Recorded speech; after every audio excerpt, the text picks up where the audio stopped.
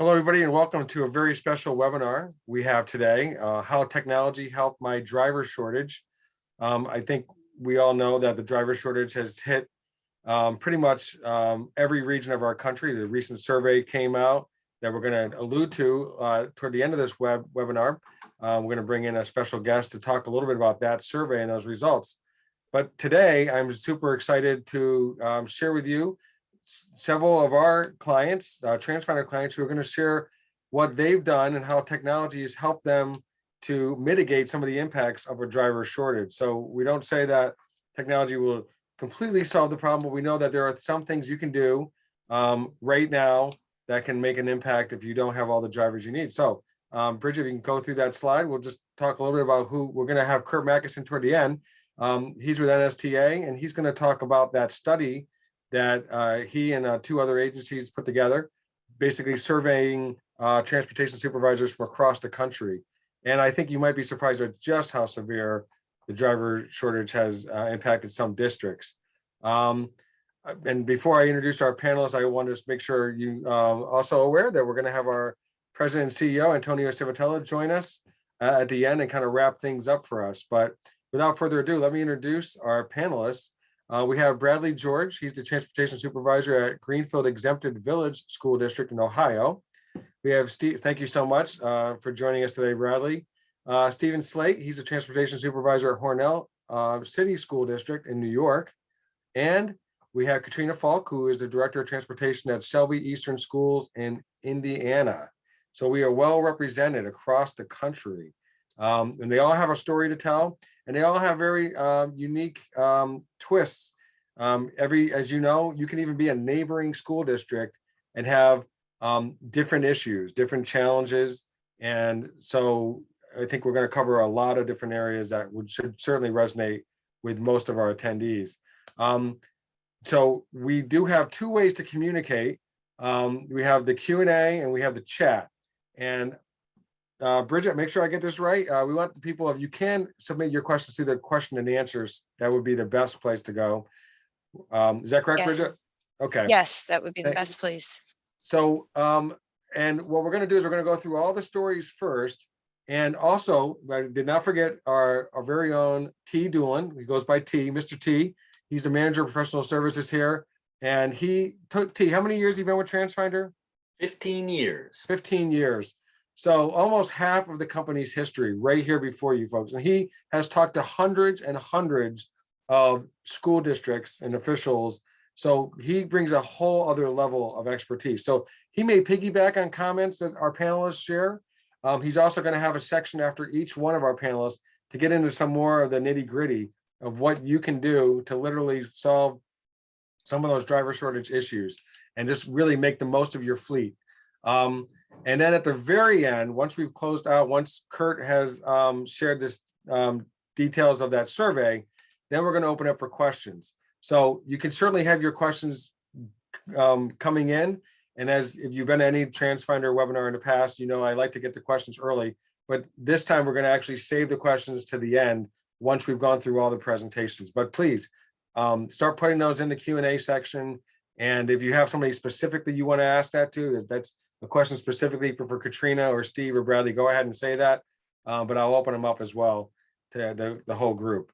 So without further ado, I want to welcome our very first speaker, Bradley. Bradley, tell us your story. You're on mute, so no problem. Started out good, didn't it? Started out good. No problem. As it says there, I've been the supervisor for 4 years. Sorry, I guess it doesn't, but been driving for 18 years. My biggest issue when we came in, even with the driver shortage lingering out there, was we were still paper to pen and Excel spreadsheets. So early on, we brought in Pro.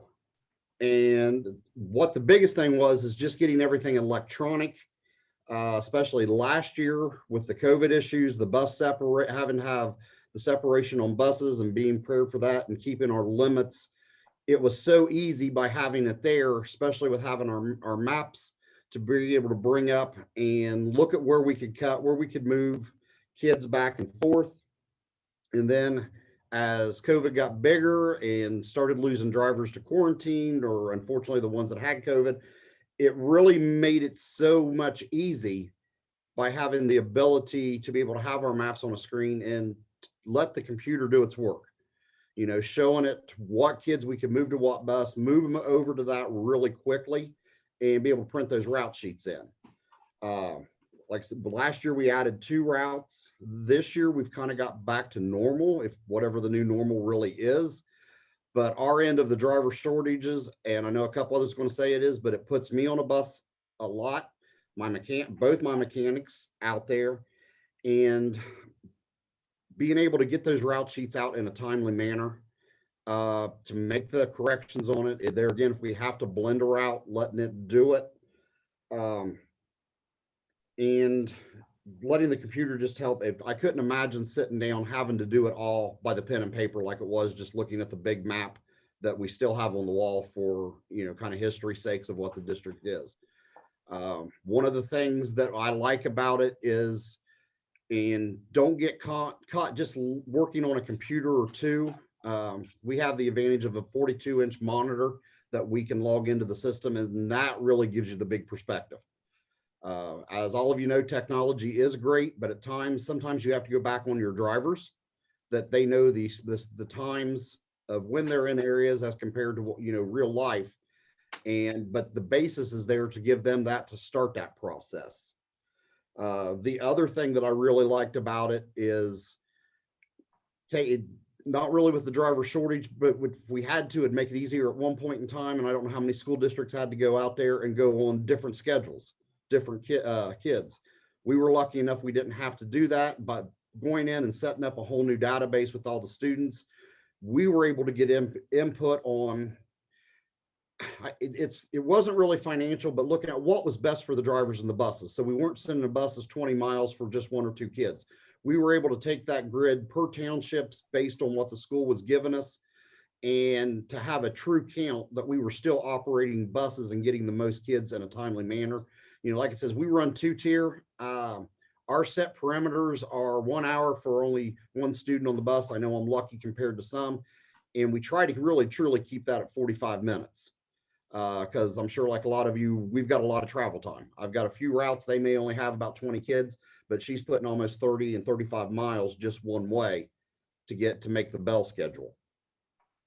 So for us, just having that technology, being able to track the students, and since then we have actually switched to Plus this year, and it's made things a whole lot simpler in the upgrade. They've done a great job with that, of being able to schedule the kids more. So with the driver shortage, we can print routes out more based on the day that will actually show those kids that are on the bus at that point in time, not having to go in and have to make a stop on both papers, especially with blended families or custodials and stuff like that. Who's on the bus this day, who's on the bus, you know, so that's helped more than anything, you know, throwing in there. We are still lucky getting about 1 sub a year. But then with what we're leaving, and I'm in a predicament, I've got 6 drivers that can leave me right now. And as we're all facing with, there's not a lot in the shortage. And, you know, I think Steve will hit on this a little bit more. When administration is running the buses, there's a lot of stuff that's getting missed, and we're not able to give everything that we need to in there. So that's really kind of my story. Yeah. Well, thank you. When you talk about blending routes, so is that like a trip absorption type thing? Tell me a little bit about what you mean by that, and how many you've been able to do Right. technology. Sorry about that. It actually is the absorption. When you bring your maps up or bring your routing routes up, and being able to have all the kids that you can let the absorption kind of take over and just circle an area, and it automatically will, you know, move them from one to the other, and just let it absorb into it. We had to do that because of the storage. I didn't have enough. I've only had to do it once this year, but last year, probably through the end of because we were in school every day last year. We didn't have to shut down a couple times because we hit that magic 35% of the numbers of the students out. But with the drivers out, we were able to lay them down and still meet within some of our perimeters. Now the routes did go over that hour, but that's the best part about it. Just because you set where you want to be, it doesn't mean you have to stay to there. The system will still do its thing and it'll just red flag you that, hey, they're going to be on the bus more. But at least we weren't in some of the predicaments where we had to go out and come back and have students still sitting here. We were able to get them off the bus, get them into the area. And a lot of times we were still under 15, 20 minutes. And it was letting the system do that and then letting the drivers check it in behind. And it really worked out. And especially because a couple of times we had to do that on the fly with only about an hour. So I think most was 2 hours. And there again, as I said, I couldn't imagine going back to the old Excel spreadsheets that we had, trying to figure that out and get drivers in here. You know, we had good, timely, accurate information. Awesome. Bradley, T, I saw you think nod I your head. may Go ahead, have- T. I may have a slide that somewhat demonstrates what you were just talking about. That we can have Bridgette advance to the next slide here. So what we're looking at here is a bunch of different routes for an individual school. And as Bradley was describing, once you're able to view everything on the map, you can start to see where things may overlap. So in this particular image, what we have, you can see, so the different colors represent the different trips. And you can see that if you look carefully, there's a number of light blue stops that are already inside the zones of other trips. That gives you some insight into where you may be able to combine certain stops, where you may be able to move things around in order to streamline your routes. And if you have a little more information, if you know how many students are all there, you may just be able to, as Bradley was talking about, just absorb some of those routes into one another. And that Now, was if you go on to the next slide, one of the things that once you have all this information in the system, or once you have all of your data, you have the ability to review that data in a way that you wouldn't be able to see just with pen and paper or just with Excel, right? You can see the relative durations of each of the trips. You can see the number of students assigned to each of the trips, and you can sort and you can rearrange that data so that you can pinpoint which ones do I want to try to absorb from one to another. Maybe it's not completely absorbing. Maybe it's just a matter of moving some stops from one trip over to another one so that those trips both arrive to school on time. Then, now that you have all that information, and this ties into what Bradley was just saying in terms of being able to communicate that information, we're bringing your student information in from your student information system, which most people refer to as the SIS. So now you've got a new student who just registered in your district. That information is overnight going to be pulled into Route Finder Plus. You can route that student in the morning, and later on that day, folks in the school office, let's say it's an elementary student, and the parents stop by and they want to know what bus little Timmy is on. Folks in the school office can view that in Viewfinder and just tell the parents right then and there. The parents can download our parent app called Stop Finder, and they'll be able to do that. Beyond that, you can now compare that to GPS, and you can even send the driving routes, the driving directions out to our Wayfinder app, and that'll allow the driver to know where they're going. If you've got someone who's substituting on that bus today, they may not know that route. That's an easy way to show them what the route looks like. It can mean that you can get away from doing the paper. Now, you don't always want to get rid of all of the paper, but it gives you a lot more options once you have everything in the technology and you're able to rearrange it. One little analogy that I want to use here that I think may be helpful for folks to think about is that when you were writing a term paper, back maybe in days when Rick was first starting to be a reporter, you were typing that out on a typewriter. And if you made some edits, you had to retype the whole thing out. Once you had the word processor, once you had Microsoft Word, it was easy to take sentences or paragraphs and move them around. Well, routing software does the same sort of thing for you. It makes it easy for you to move things around and see what the result will be like, try it out, simulate it in the software, and then decide if you want to keep it or not. You can always revert back to what you had, but that's one of the key benefits of having technology help you with your routing. That's great. The other thing about, by the way, T, maybe for my school paper in high school, it was typewriter.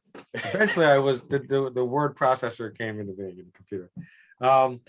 Wayfinder also is compliant with any of your, state or local laws in terms of if you are not allowed to, if your screen has to go dark, it'll give audio commands on, driving directions as well.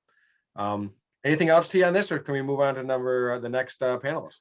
I think this is an appropriate time to bring Steve in. Very good. So Steve is the transportation supervisor at Hornell Central School District in our own state right here in New York.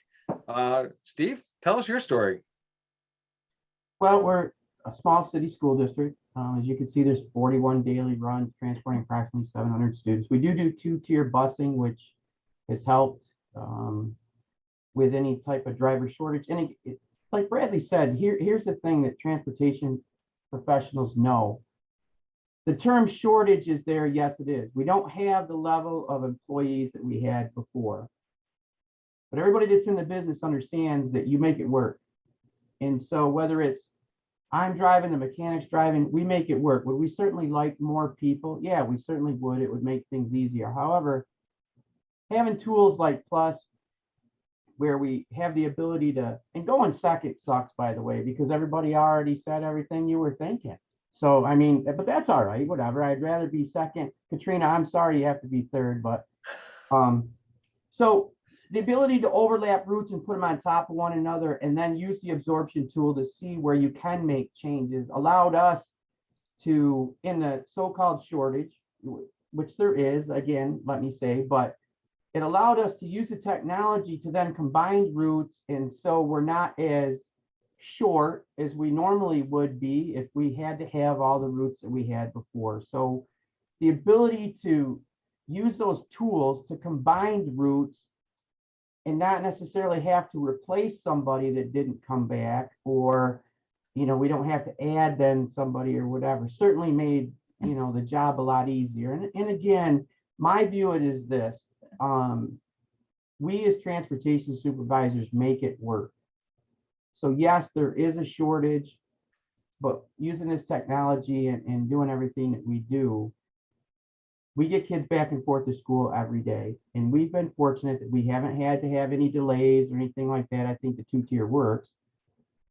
But we haven't had to have any delays in getting kids to school or getting them back home. So, the technology, and I'm with Bradley. I don't know how you would ever do it with pen and paper. I just have no idea how you'd make it work, because once you're in and using this technology, not only is it's time saving for me, because if I have to be out of the office and I have to drive, that takes time away from what I was normally doing in this office. So all those things combined, certainly this technology makes it a lot easier to get by day to day. So one of the things I think you mentioned in the past was just the idea of being able to get the big, I know Bradley also mentioned the big picture. Like, you can't underestimate the value of being able to visualize your whole operation. No, you can't, especially, you've got your whole district right there. You see where certain, runs are going here and there. Maybe can I pull from here? Can I pull from there? Can I move to here? It's very underrated, the ability to be able to do that, in my opinion. You can also do it at different levels. So if I can kind of jump in here a little bit, you can zoom in on some of the real details of a particular route. And so with this slide, what we're seeing here are 5 different stops in a neighborhood.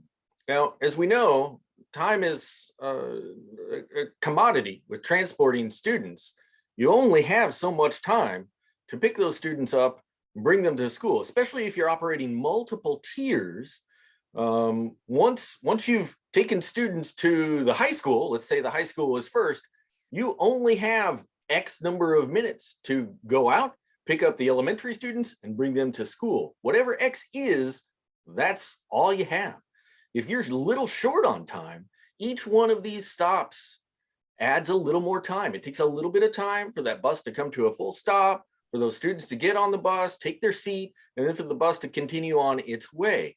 If we go to the next slide, we can see we can take that exact same area and reduce it down to just 2 stops. Now, you may think, what difference is 3 stops really going to make?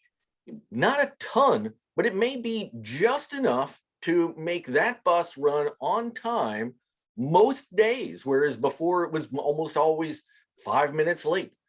Just gaining a few additional minutes can make a huge difference in terms of of bringing those students to school on time so they don't miss any of their classes. Now, this is kind of like looking down into the details of things. But if you go on to the next slide, and this is a short video clip. So Bridgette, I want to go ahead and have you click again so that it starts on this short video clip. Essentially what we're showing here is what Bradley was talking about with the absorption tool. We have 4 routes that are displayed here on screen, and we're going to work on just 3 of those 4 routes. There's a pink one, a blue one, an orange one, and a red one. And what we're doing here in the process using the absorption tool is we're going to take those stops that were on the orange route, and they will now be absorbed into the blue and the red routes, so that now you've reduced from 4 buses being used in that area to just 3. And if you're short on drivers, if this day is the day that like you now don't have anyone extra to cover that, this may be a way to help you, or at least to give you some ideas of ways to address that situation. I don't know if Steve or Bradley have any other pieces to add to that sort of thing, but I think that can be really helpful, especially as people are always trying to adjust to the next problem they're facing there in the transportation office.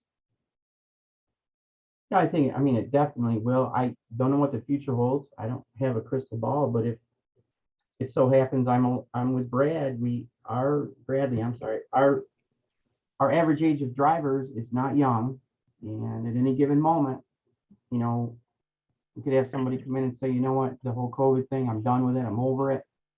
And then we could be short again. So absolutely, it very realistically could be a tool that we need in the near future. I mean, you just don't know. Right now, you know, knock on wood, everything's good. What's tomorrow? Really don't know, you know. The other thing I'll throw in there too is I'm a short timer in this seat. In about 3 years, I plan on being out of here. And it, to me, compared to what I came into, and I'll be honest, I got sick. And the best part about it is it's, as Steve just said, it's set up for the future. You know, I've got my backup person that's trained, and it doesn't take me here to keep doing this. So the next person can fill it real easy.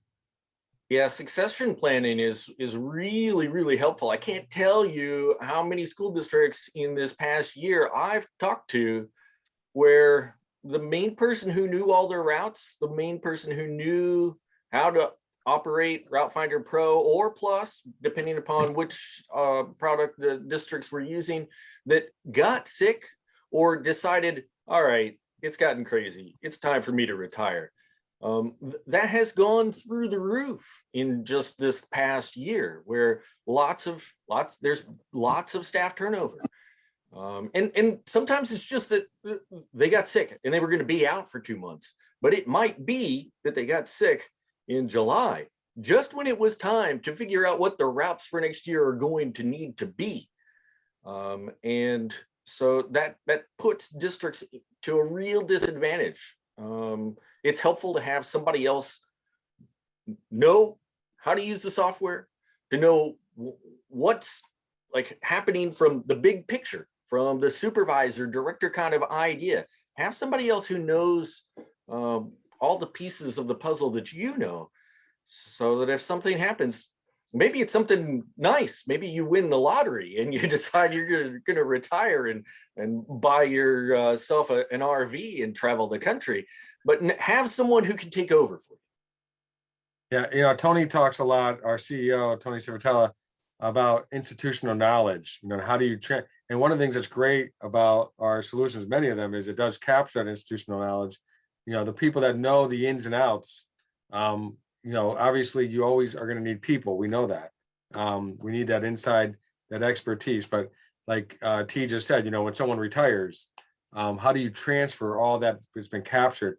How do you replace a Katrina Falk, you know, when she leaves? You know, so I think this helps that problem. Before we go to the next, we do have one question that I do want to get to, just because you know, maybe not everybody understands this expression, and I've gotten used to it now myself. T, can you tell us what that means when we talk about single tier, 2-tier, 3-tier? What does that mean? Sure, I can. And it's one of the things that it's really helpful to be aware of. A lot of times when I'm talking to fairly new people in the transportation industry, they may be just used to whatever has been there. But a single tier means that the buses run out. They pick up all the students from kindergarten through 12th grade in a given area, and they bring them to the schools. Or maybe it's just really one campus, one large campus that contains an elementary, middle, and high school all on one campus. 2 tiers would mean that bus is going out twice. Typically, that would mean that the bus goes out and picks up elementary students and then drops them off, and then goes back out for a second trip, picks up middle school and high school students, and then brings them to school. 3-tier increases that. Now that bus is taking 3 trips. Typically, that would mean the bus goes out to do elementary, comes in, brings them to their school, then goes out and gets middle school students, brings them to school, then goes out to high school students and brings them in. It is not unheard of, especially in larger suburban and urban districts, for a school district to do 4 tiers, where maybe, especially because of the population density, their trips are rather short. It means that bus can take 4 trips. Maybe they have elementary schools starting at 2 different staggered times.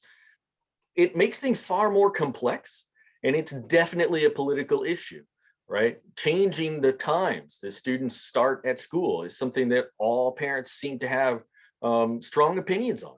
Rightfully so, because it may mean that they have to adjust their life. It may mean that they've got to adjust how they're handling childcare in the morning or in the afternoon. But it's not something you can just change on a whim. And it definitely is something that helps to have some technology so that you can run models, you can see the data on how long most of the trips are. Great. But that's a brief explanation of tiers. That's great. Thank you. Super. Thank you so much. Super much? I don't know. Okay. Last but not least is Katrina Falk with Shelby Eastern Schools in Indiana. Katrina, give us a sense of what you've done to kind of help deal with the driver shortage and using technology to do that. Sure. I've been with Shelby Eastern Schools for 7 years now. Yesterday was actually my 21st anniversary in Pupil Transportation. And unfortunately, Rick, I'm not ready to retire. So it doesn't matter if we don't have somebody in that seat to move into my place. Very yet. good. Way too young. Way too young. So through this, my main focus has been trying to mitigate the problem before it ever occurs. The name of the game for quite a few years now has been doing less with more. And I have always tried to maximize our most valuable resources, which right now are, of course, our school bus drivers. So the big questions that I think every director should be asking themselves right now are, what do I know today? And what do I have control of right now? Obviously, I can't control people. I can't control what drivers we have who may be retiring or leaving for other reasons and who we have come in the door. But I can control my routing structure. And that, like I said, has been my focus since day one. Now, much like Bradley, I inherited a routing system. I hesitate to even call it a system, but it was basically a 6-inch binder full of loose leaf paper. with notes scribbled down in it for routes, and the whole process was cumbersome. So I understand what it's like trying to do this with pencil and paper, and it's impossible. You're never going to get the optimization and efficiency that you want doing it that way. So, for those who are new in this process, like Bradley has said, like Steve has said, and I'm going to continue to reiterate, start simple. Just take a step back and look at your overall operation. You may not have Transfinder or any other routing software right now, but you can still see what's going on every day. Ride your routes, talk to your drivers, really get a sense for what's happening every day in your own district. When we didn't have technology in place, and even districts that do have technology but underutilize it, you start to see this effect of just layers and layers and layers of bad information being put on top of bad information. And you really need to take the time to peel back all of those layers of the bad fixes. It's like peeling the Band-Aids off. And when we first got Transfinder, and I saw every run that we had across our district, we had an instance where there were 3 buses going into the same area at different times, and there was no reason for it. It was just, there was a problem, a stop needed to be added, and a bus was put to that stop, and it just kept snowballing from there. So being able to see what your district looks like and identifying some of those trouble areas, that does so much. For our small district, we were able to eliminate an entire route in one portion of our county, just looking at what was actually happening when we had all of the overlaps on the screen. And then we were able to restructure a number of other routes using that absorption tool and cutting out a lot of the excess and just making the routes run a lot more efficiently than they were, because we didn't have buses doubling back and crisscrossing. So I can't speak enough to that capability that you have in the Transfinder software. In addition to that, even though we're a relatively small district, we are very technology heavy in our transportation department, and being able to have those key pieces in place to analyze our actual versus planned events has done so much for us. And by actual versus planned, what I'm talking about is, the plan being what I think should be happening, but then the actual being the GPS trail from the bus and seeing if it's actually staying on the route. And if it's not, why isn't it? Is there a problem? Is there something I need to be made aware of? Do we have students who aren't riding? Just trying to make the process more efficient.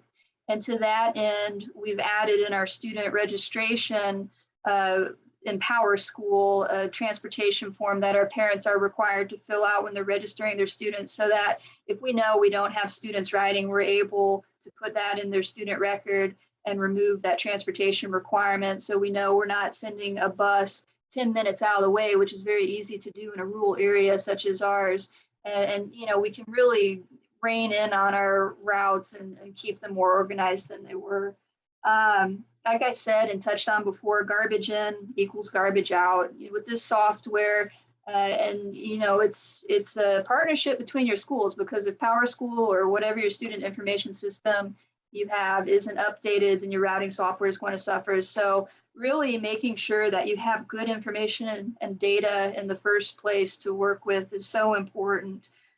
When you get to a point where you are confident that you have good data, then you start to be able to make some more informed decisions, that whole data-driven decision process. And that's where some of these creative routing solutions come from. And what I found is I've been able to take that real data and make some different equipment recommendations, such as 84 passenger buses instead of the 66 passenger buses that we had been purchasing in the past. And of course, that helps with the route consolidation, and that helps with eliminating having 2 drivers in one area when we can put one big bus in that area. So, there's so many moving pieces to this, and really I'm just repeating what Bradley and Steve have already said.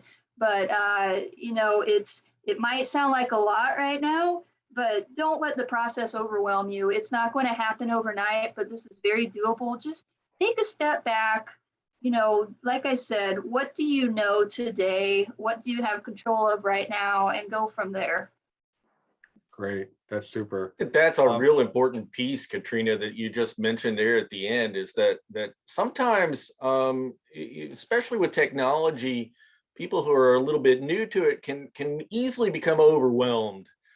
There's a lot of functionality and features in our software, and really in any software. We could be talking about Microsoft Word or Excel. There's tons of different functions and pivot tables and crazy things in Excel that you can use, but start off by just doing some simple math and you know, add some numbers together in an Excel spreadsheet. Start simple and keep reiterating and moving along there, and you'll keep learning more. You don't have to change everything overnight. In fact, sometimes it's helpful to make small changes a little bit over time. And it sounds like that's mostly what you have done. Yeah, it's like you said, it's not going to happen overnight. Take it in manageable steps. I know how overwhelming it is to see Transfinder for the first time, Pro and then Plus, and you're thinking, oh my gosh, you know, what have I gotten myself into? But it has really helped make us a very efficient operation. And of course, our school board appreciates that, and so do our community members. Sure. Hey, T, before you, I know you have some slides to follow up on what Katrina said. I just want to go to something real quickly. We had a question about does Transfinder allow for trip absorption? Is it hard to do? And I know Tony wanted to address that. Tony Civitella, our president CEO, you want to talk a little bit about trip absorption? Hey, everyone.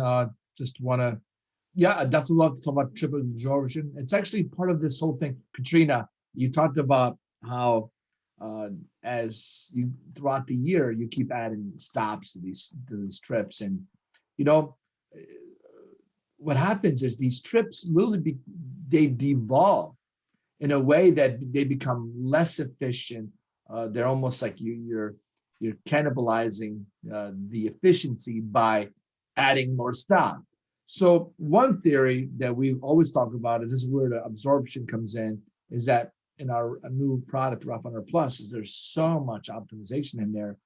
There's one problem with it. So therefore, to that question, yes, it's part of the out of the gate functionality. But I think you're all going to super agree with me that how often you do this? How often do you just throw everything in the air? It's like, let's just see what it does. So Katrina, you talked about like finding like the sensitive time. When do you do this? When is it so bad that, you know, I should probably do this? So we've incorporated some other functionality that literally it shows you the percentage that you could potentially gain in efficiency if you press the button right now. So what it does is a little dashboard, it's a little indicator saying, so you guys have to make a decision. Am I okay being 10%, 15, 30% inefficient? Because what's the opposite is that, yeah, you're so efficient, but now you're disrupting your community. Your parents are going to be all mad at you saying, what the heck? Why am I being picked up at a different time? You know, my son gets picked up at exactly 8:28 every single morning. But then all of a sudden, if someone gets all cute on us and they optimize everything, and now instead of 8:28, it's 8:08. In my house, that'll be that'd be crazy. We want every single minute, so that'd be rough for me. And then I'm looking as a parent, man, you better have got so much efficiency by disrupting the Civitella resident because of that. Because, right, Katrina, you better have a huge gain by disrupting the community. So this is where we have a huge balance of you can show you what kind of disruption you'll have. And now you make that decision. You know, I don't know what the right rule of thumb. You know, we always say clearly you're rerouting everything during the summertime. Do you do that again? Maybe in January? I don't know. I mean, what does everyone do? Do they have is there a good rule of thumb when to throw out everything up in the air and reroute again? Well, for me personally, I take a look at our routes 4 times throughout the school year, and I basically do I guess you could call it a soft audit twice a year. And that would be in early June when we're starting to get all of our new registrations in. And then again in early August, just to make sure that our information is correct that we got from registration. Then I do a more in-depth one around September, October, and then again around February. And that keeps us honest. You know, it keeps everything efficient. For the major reroutes, obviously that's something that we do over the summer because I don't want to make any major disruptions during the school year if we can avoid it. And then every 4 years is when we see major changes because that's when our contractors bid on their routes. Cool. Right. Good. So I think All I right. answered all those questions, Rick. I typed in clearly those are new functionality in our RAWfinder Plus, and we perfect timing for that functionality to come in because of COVID. That you guys had to do that, right? You had to reroute, and honestly, parents, get over it. We have to. That's the least of their concern, is that there's a little bit disruption because of different times. So we thought, hey, if we're going to release a feature, this is the right time to do it. So Awesome. I'm getting some more questions, but I want to go to T, and then Kurt Mackinson just joined us. So thank you so much, Kurt. T, wrap up your insights based on what you heard from Katrina and some, I know you had additional insights you want to share. And Sure. We'll get to the questions that we're getting. So thank you.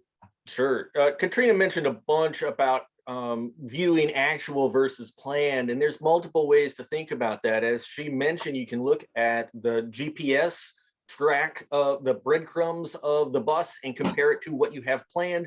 But another way you can think about that is which students who are scheduled to ride are the ones who actually ride. Katrina mentioned that in this past year, they implemented a form in their student information system where when parents registered, they would opt in or out of transportation. That's become a trend in this past year, especially with the driver shortage and with COVID. I've talked to a lot of districts who have started to implement that kind of thing. It takes a little bit of time for parents to get used to doing that. You can't be assured that the first year you have 100% clean data that way. But the sooner you do it, the sooner you have the clean data, knowing which parents plan to have their student ride the bus. That's really helpful. Actually taking attendance on the bus is also helpful. And our product Wayfinder has some functionality that can help you take attendance. There's also products out there like Zonar Z-Pass, where people can pass over their ID and it'll check them onto the bus. You can know who was riding the bus on which days. If you've advanced to the next slide for me here, Bridgette, you can see that there's a number of reports that you can generate out of the system to see that kind of ridership. This particular report shows ridership being tracked on a particular trip by a particular driver each day throughout the month of September. If we go on to the next slide, then you can take, it's not just that individual trip and the ridership. Now you can compare multiple trips against each other. When you have that information, when you know that one of your buses consistently is only half full, maybe the stops on that bus can be moved from to other buses and you can eliminate that bus run. And maybe that frees up enough resources so you don't always have to have your mechanic driving every day. So that's the kind of power that you have by taking attendance, by tracking ridership. You don't have to do it every day. It can be helpful if you just check it one day. So, you know, just having some additional insight is very helpful. I also want to point out one quick slide and go back to what we were talking about with tiers. So if you could go forward again for me here, Bridgette, I want to talk a little bit about bell times. And this is something that is also changing a lot here recently. Let's do a little bit of back of the envelope math. So if we have 2,000 students and you fit 50 of those students per bus, 50 students, one bus, single tier, you're going to need 40 buses. But if you separate that out and you do two-tiered busing, you have the potential of cutting that in half. You don't get as big a bang for your buck by going from 2 tiers to 3 tiers, but you still can reduce. So I can tell you from some of the calls that I've been having with school districts in the last 2 months who are really struggling with the driver shortage, a bunch of school districts are looking at this as a potential solution, not to make a massive change this year, because that's, as Katrina mentioned, too disruptive, but to get ahead of the situation. Again, you know, going back to what Katrina was saying with like, try to get ahead of the problem. Next year, if they switch from a single tier, some districts, to double tier, they may be able to free up enough resources and not always have their in-office staff having to drive. Doesn't work for everybody. And it's definitely a politically cantankerous kind of scenario. You know, it takes community input to make those kinds of changes, but it's a potential solution. Great. Those are the things I wanted to make sure and touch on. And Rick, if you want to bring Kurt in now. Yeah, no, and I just want to talk a little bit about, T, just talk real quickly to the resources we have on community as well. Oh, thank you, Rick. Yes, I do want to point out that we have Transfinder Community. I know that we may also have people who are considering purchasing Transfinder software. And these resources won't necessarily be available to you yet, but we hope to bring you into the Transfinder family. And one of the things that is a real benefit of being part of the Transfinder family is that you get to access community, and there's tons of resources on how to use our software, but also just how to navigate some of the challenges in the industry. I've added a couple of different recent webinars that we've hosted as part of the resources that we provide our clients. And some of these are ones that are pertinent to the topic that we're talking about now. Back when everyone was dealing with hybrid routes, we had a couple of different webinars that were specifically on how to manage your hybrid routes. And we actually did one not too long ago in anticipation of people maybe needing to go back to doing some of that. There's a specific webinar that we put out on how to do routing during the driver shortage and some of the other concerns that you may want to think about while trying to address the driver shortage at your district, and also alternate route scenarios in Route Finder Plus. All of these are recent webinars that we've presented and that are readily available in Transfinder Community for anyone looking for potential solutions. Awesome. Thank you so much, T. There's a lot there. We talk about hybrid. That's like the AB days. Is that what we're talking about? That's exactly right, Rick. So a lot of times, especially last year during the pandemic, school districts had to bring half their students in on Monday and then the other half on Tuesday. Most schools that I've talked to have come away from that, but you know, you kind of always have to have in your back pocket a plan for worst case scenario if things really get bad. And indeed, I just talked to a district in the Midwest 2 days ago where their driver shortage there is so bad that they're doing what they're referring to as brownouts, where on Monday, they're doing the southern portion of their district and taking them to school.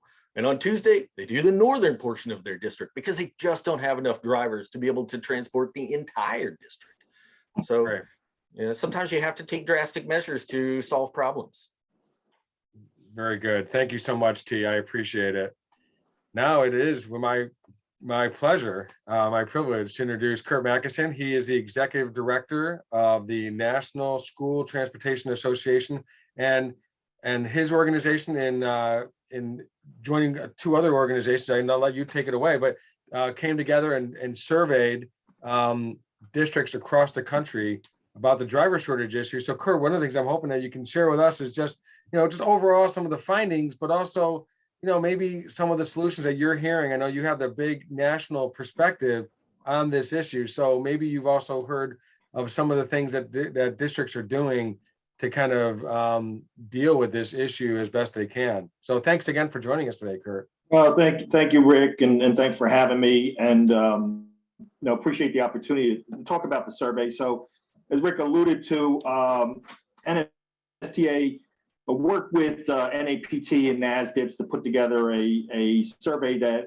had really a national scope. We did this in late July into early August. We got about 1,500 respondents, all who were intimately involved in student transportation operations, to respond to the survey. And I see in my slide that, you have some of the data that we released.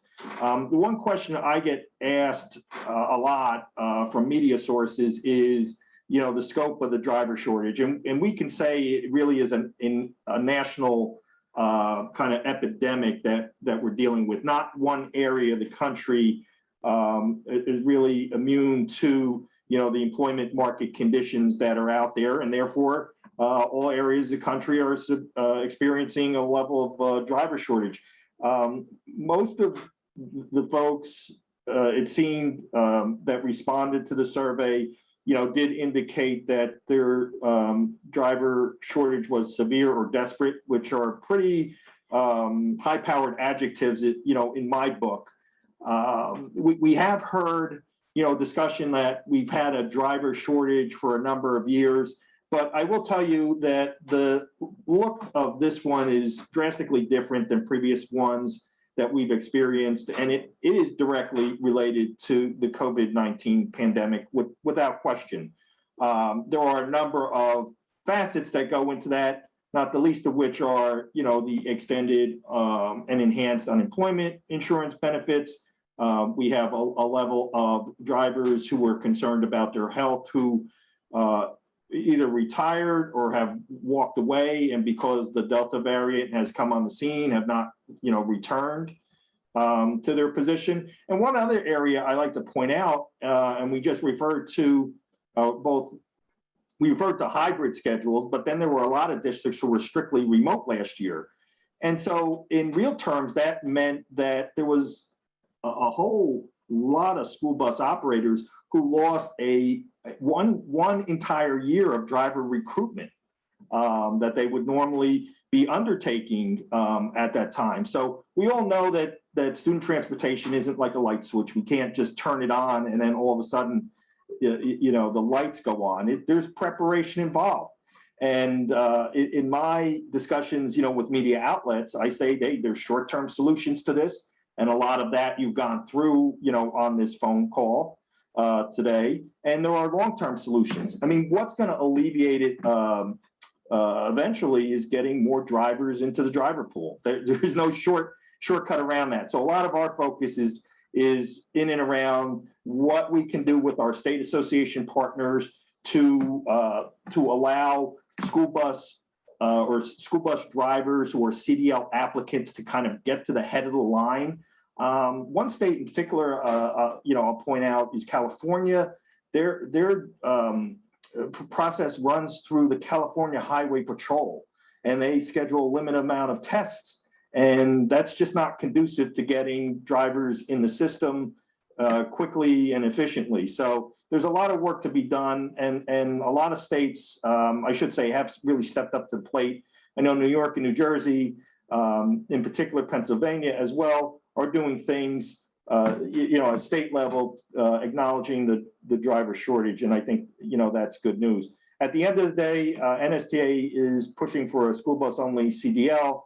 Want to get rid of the under the hood requirement. We think that's a barrier to entry to a lot of prospective drivers, because we acknowledge what our driver pool demographic really looks like. It's a lot of older age individuals who can be intimidated by that under the hood, requirement, and having to really dive into the components of an engine can be intimidating, for a lot of folks.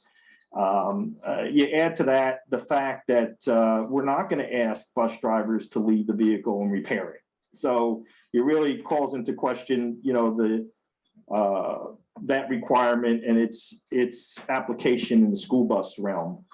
We've had some discussions, productive discussions with the FMCSA at the federal level on that, and hopefully we can come to a conclusion that will assist with us getting more drivers in the driver pool, more driver candidates, through the process. I think the one thing that we all have to acknowledge is that, we're trying to take steps to alleviate the driver shortage. Those steps may be centered around efficiencies and effectiveness, but at the end of the day, they can't be at the expense of safety.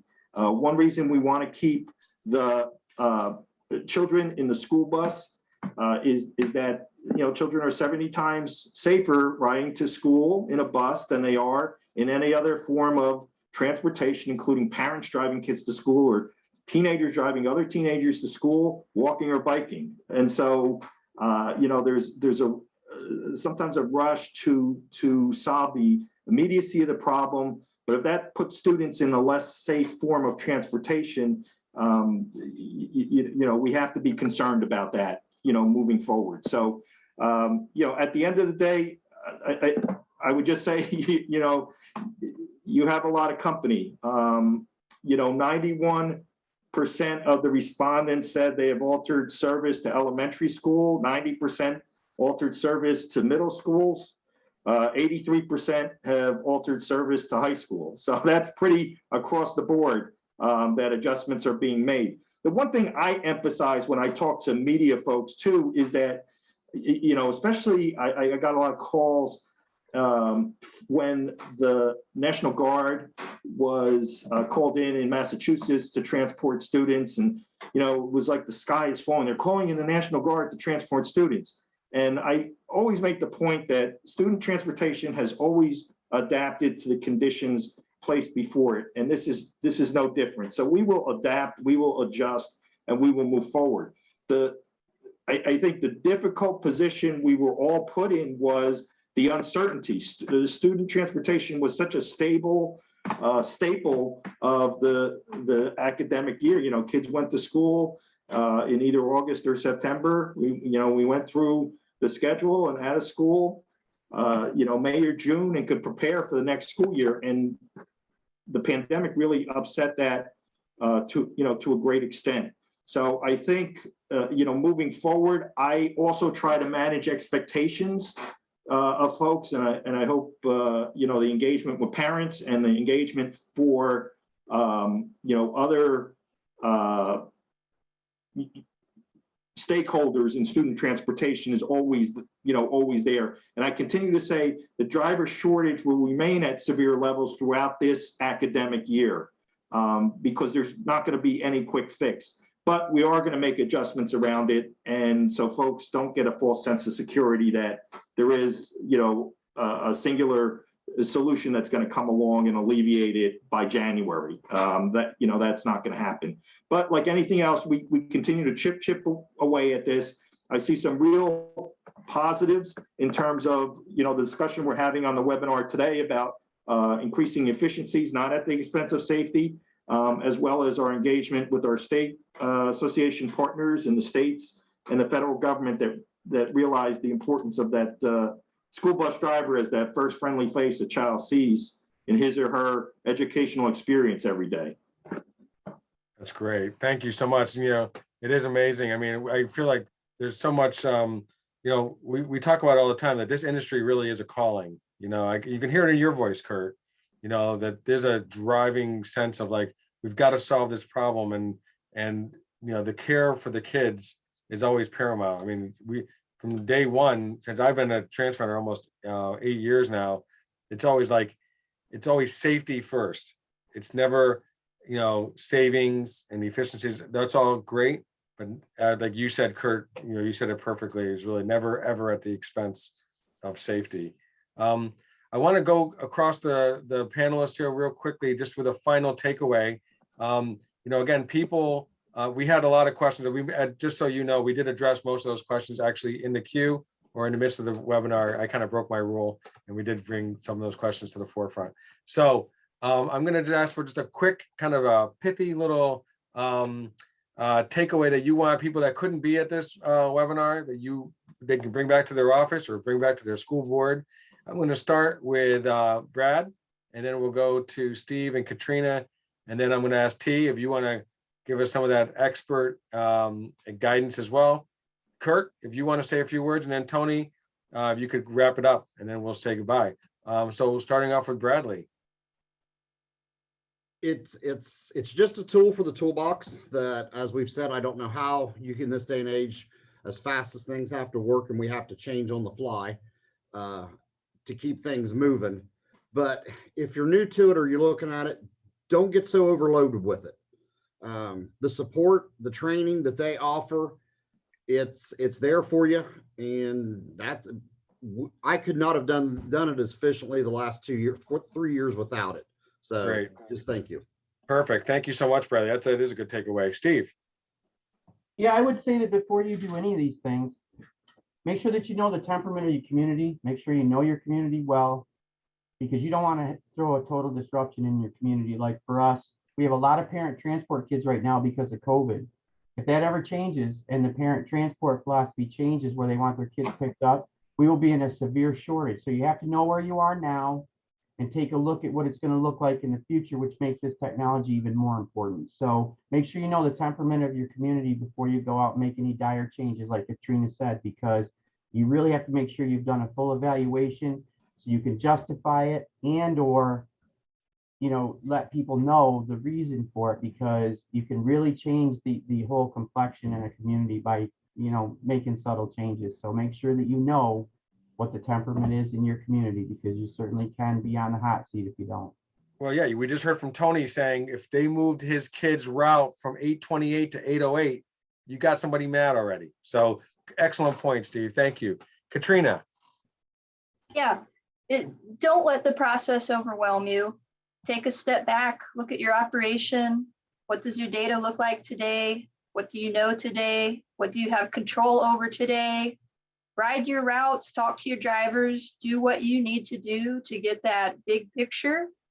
Make decisive changes backed by data and the observations you're making. And don't worry if your routing system isn't done overnight. Nothing will be. So take it step by step. And like I said, don't let it overwhelm you.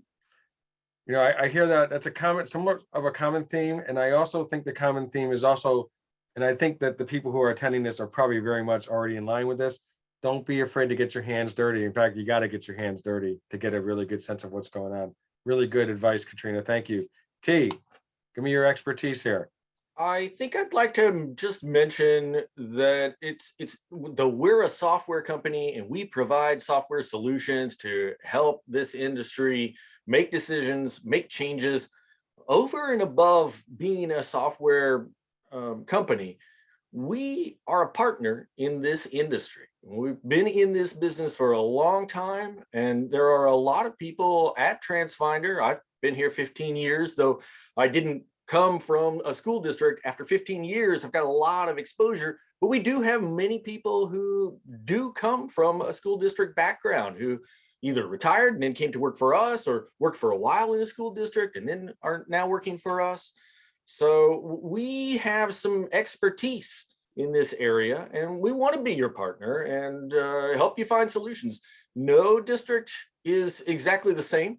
Every school district is a little bit different, so there's no one size fits all, but we try to accommodate that kind of real unique situation with all the school districts that we encounter. Very good. Kurt. Yeah, thanks, Rick. First, I want to thank each and every one of the participants and panelists on the webinar. One thing that we found with student transportation is that there's a tremendous amount of knowledge and professionalism in the industry, and we will make it through, these tough periods.